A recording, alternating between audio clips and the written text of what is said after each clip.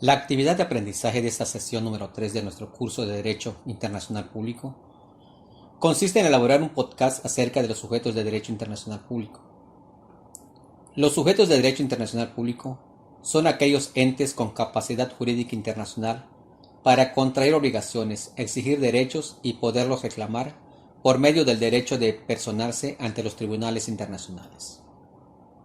Anteriormente, únicamente los estados eran sujetos del derecho internacional, pero debido a la interdependencia de los estados, al surgimiento de las organizaciones internacionales y la influencia del derecho internacional en los individuos, este concepto se ha ampliado. Y sí, el Estado sigue siendo el sujeto típico por excelencia del derecho internacional, pero han surgido otros atípicos, o con capacidad de obrar limitadamente, como son la Santa Sede y la Ciudad del Vaticano, la Orden de Malta, los beligerantes, el individuo y los organismos internacionales. A continuación, te mencionaré cuáles son sus derechos y obligaciones según el derecho internacional y cuál su capacidad de actuación en este plano. Comenzaré con el primer sujeto, el Estado. La estructura de la sociedad internacional está formada básicamente de estados soberanos interrelacionados entre sí, y este hecho implica que la soberanía estatal juega un papel relevante en el derecho internacional actual, constituyendo un principio constitucional.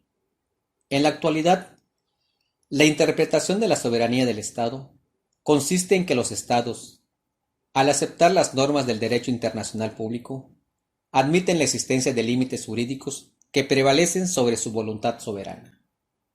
Es decir, la soberanía del Estado está relacionado con la igualdad de estos, el cual no es sino un argumento falso, puesto que en la realidad esta desigualdad no se da. Lo que hay son estados más poderosos y fuertes que otros, tal como se ve en el seno del Consejo de Seguridad de la Organización de las Naciones Unidas. Por otra parte, tenemos la Santa Sede y la Ciudad del Vaticano.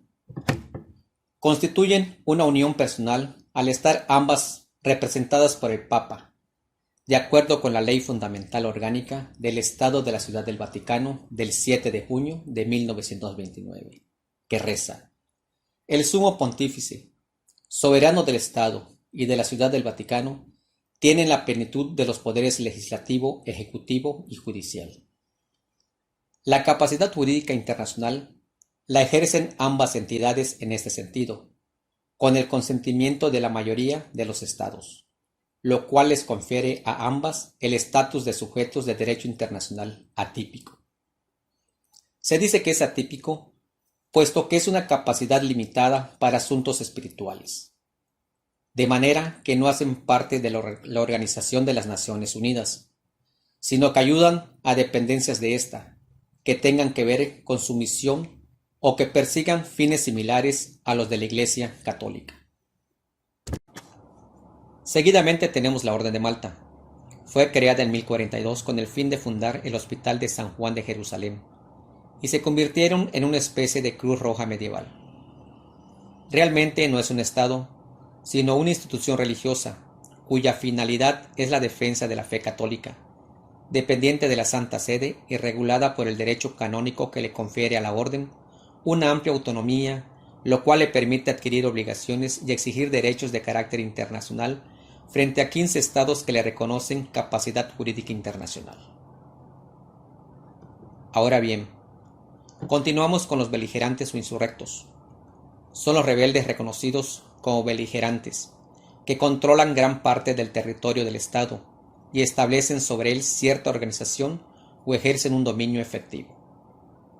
La existencia de la beligerancia se le aplican a la contienda civil las normas del derecho internacional, referentes al derecho de guerra, la neutralidad y el derecho internacional humanitario, contenido en la Convención de Ginebra de 1949, referente a conflictos armados no internacionales, o sea, internos. El estatus de beligerantes que se le reconoce desaparece con la terminación de la guerra civil cuando la insurrección es vencida. siendo así una subjetividad jurídica internacional temporal, y si llega a controlar todo el territorio, transformándose en gobierno, por ende, produce efectos de Estado que procede al reconocimiento. Ahora pasamos al individuo como sujeto de derecho internacional.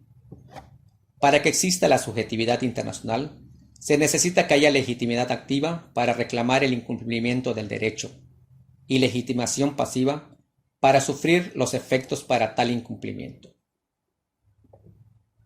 Es decir, la posibilidad de reclamar por violación de una norma ante los organismos internacionales o ante los diferentes estados es lo que determina la subjetividad o capacidad internacional activa.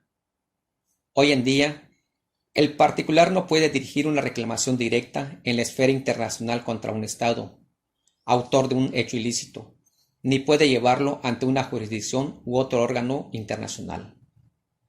Se deduce entonces, el derecho internacional actual solo reconoce a los Estados como sujetos activos de derecho, y solo como excepción permite el acceso directo de la persona humana ante alguna de las instancias internacionales, especialmente en aspectos relacionados con la tutela de los derechos humanos. Para concluir con nuestros sujetos de derecho internacional, tenemos las organizaciones internacionales, que son creados por medio de tratados internacionales integrados como sujetos de derecho internacional, generalmente por estados, y gozan de personalidad jurídica propia con la finalidad de gestionar intereses colectivos de un grupo de estados o de la comunidad internacional. En la Convención de Viena del 21 de marzo de 1986, les confirió capacidad a las organizaciones internacionales de origen gubernamental para suscribir tratados internacionales entre ellas y con otros estados, de lo cual se deduce que estas organizaciones tienen personalidad jurídica internacional, aunque limitada al acto de su creación. Cabe mencionar que estas organizaciones internacionales se clasifican en dos. Primero, según su espacio de competencia.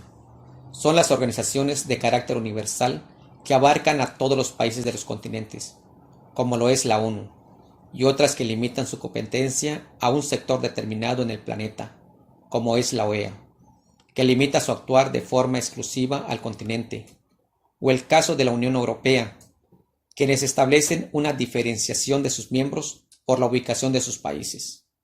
Segundo, según el objeto. Estas son las organizaciones internacionales que pueden abarcar un objeto amplio o restringido. Será amplio cuando en el tenor de los acuerdos internacionales se pretenda abordar sin limitaciones todos los temas que abarcan las relaciones internacionales de los estados, que versen sobre la diplomacia, la estructuración de los tratados o incluso el desarrollo de los derechos humanos. Serán restringidos o tendrán efectos limitados aquellas organizaciones internacionales que se dediquen exclusivamente a un solo objeto o tema de derecho internacional. Es decir, solo afectará a aquellos miembros de mencionada organización, tal como sería la OPEP en asuntos del petróleo, la CEPAL en asuntos de desarrollo latinoamericano. Es así como finalizo mi podcast de los sujetos de derecho internacional público. Gracias.